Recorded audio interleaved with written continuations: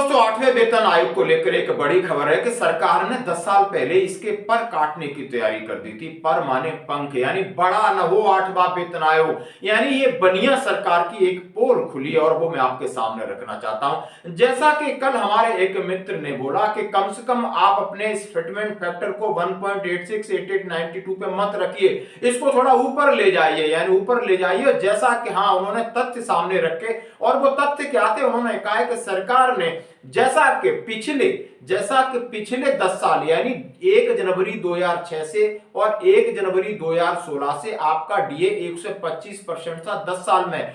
आखिर अब क्या हो गया, महंगाई बढ़ रही है लगातार, तमाम ऐसी चीजें, और अभी आपका डीए 63 पर मुश्किल से पहुंचेगा, 62 हो जाएगा। अब डीए बढ़ने से सरकार को क्या नुकसान हो रहा था और डीए को कम करने से सरकार को क्या फायदा हो रहा था। अभी आप ये समझ सकते हो कि पहले, जरा हम बोर्ड पर चलते हैं, पहले 6 से 7 पे कमीशन में 125% डीए हुआ तो फिटमेंट फैक्टर ऑलरेडी 2.25 हो गया सरकार को, मतलब 2.25 तो हो गया और सरकार ने आपको 2.57 दिया, यानी 0.32 सरकार ने सिर्फ बढ़ाया, 0.32। अब सरकार ने बढ़ाया और इस बार सरकार ने जब एनालिसिस किया और फिर ये गवर्नमेंट आई, बनिया गवर्नमेंट, इसने सोचा यार ये मामला तो बड़ा अजीब है, क्यों न डीए की नकेल कस दो। और डीए की नकेल कसने से डबल फायदा है कि हर 6 महीने बाद डीए बढ़ता है, उसका उनको फायदा मिलेगा कि आपको डीए डीआर जो भी पैसा है वो कम देना पड़ेगा। और 10 साल में जाकर ये डीए ही ऊपर से 100 के ऊपर पहुंच जाएगा तो फिटमेंट फैक्टर ऑलरेडी 100 पहुंचता है तो 2.00 फिटमेंट फैक्टर होता, डबल वैसे ही हो जाती। लेकिन इस बार सरकार ने कैसा खेल खेला कि आपको 63 पर लटका दिया। अब सरकार जो देगी वो मेहरबानी करेगी। जरा इसको समझ सकते हैं कि डीए का फिटमेंट फैक्टर के साथ क्या संबंध है और पर काटने वाली से यदि आप सहमत हैं तो जरूर एक कमेंट्स करना। जैसे कि 1 जनवरी 2006 से 1 जनवरी 2016 तक हमने आपको बता दिया कि 2.25 तो ऑलरेडी फिटमेंट फैक्टर हो गया। अब उन्होंने 0.32 बढ़ाया तो 2.57 आपको दे दिया। अब सरकार ने इस बार 63 तक मुश्किल से पहुंच रहा है तो 1.63 आपकी बढ़ोतरी हो रही है। अब 1.63 जो आपकी बढ़ोतरी हो रही है, अब इसमें तो आप समझ सकते हो कि सरकार ने क्या किया, वेटेज सिस्टम को बदल दिया।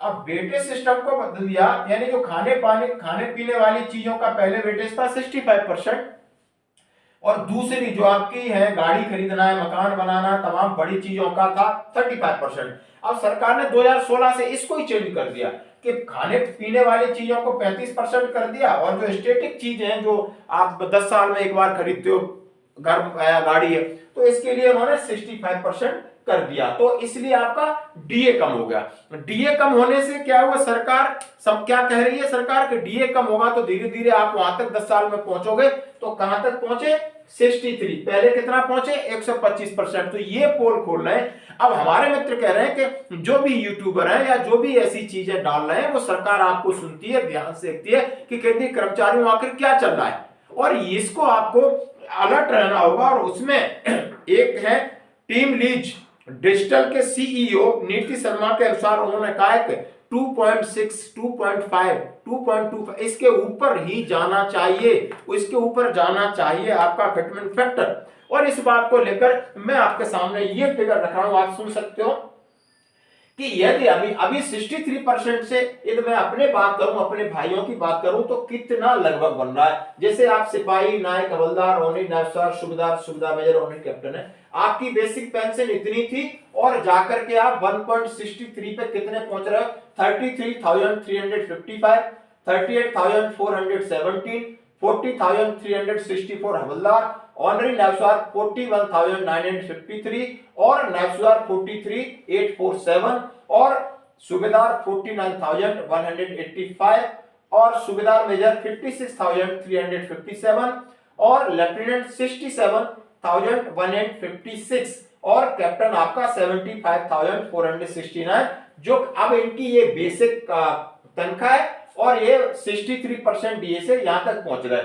अब इससे आगे क्या उछाल होगा, 1.88, 1.92, 1.95, ये एक बैच बन गया है कि नहीं सरकार यहां रखेगी। अब एक तबका कह रहा है कि 2.25, 2.28 के हिसाब से आगे आपको बढ़ना होगा और उसके साथ फिर आपके HRA है, ग्रेच्युटी है, सी है, टीपीटी ये बढ़ेगी। तो दोस्तों अगले वीडियो में ये कवर करूंगा, लेकिन ये बात सत्य है कि सरकार ने पे कमीशन के पर पहले से कतर दिए, ये इस बात से आप सहमत होंगे।